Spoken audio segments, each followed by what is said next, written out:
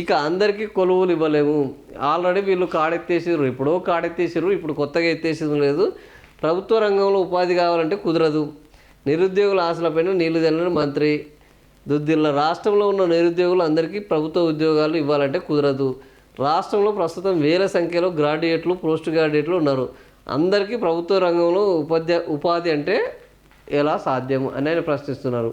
మరి ఈయన manifesto committee చైర్మన్గా ఉన్నారు. సంవత్సరానికి 2 లక్షల ఉద్యోగాలు ఇస్తామని రాసిన మహానుభావులు ఈయనే. అంటే 5 ఏళ్లలో 10 లక్షల ఉద్యోగాలు ఇస్తాము అన్నారు. పరిశ్రమలను పట్టుకొస్తాము అన్నారు. 6 గ్యారంటీలు అమలు చేస్తాము అన్నారు. స్టడీ సర్కిళ్లను బలోపేతం చేస్తాము అన్నారు. ఐఏఎస్, ఐపీఎస్లకు ప్రిపేర్ అయ్యే వాళ్ళకు విపరీతమైన ఆర్థిక తోడ్పాటు అందిస్తాము అన్నారు. స్మాల్ మీడియం ఎంటర్ప్రెన్యూర్స్కు ఆర్థిక భరోసానే అందిస్తాము అన్నారు. ఒక్క రకమైన హామీ కాదు, ఒక్క రకమైన వాగ్దానం కాదు. 2 ఏళ్ళు అయిపోయింది, కాడెత్తేసేశారు. చదువుకున్నోనికల్లా ఉద్యోగం ఇవ్వాలంటే కుదరదు ప్రభుత్వంలో అని ఇప్పుడు మాట్లాడుతున్నారు. సరే, చదువుకున్నోనికి ఇవ్వకపోండి, మీరు చెప్పిన ఆ యూత్ డిక్లరేషన్ ఏమైనా చేశారా? ఆ యూత్ డిక్లరేషన్ ఏంది? ఆ యూత్ డిక్లరేషన్ ఏనాడైనా పట్టించుకున్నారా?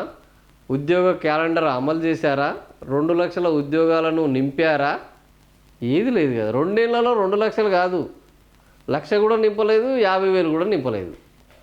సో ఇది కాడెత్తేసారు.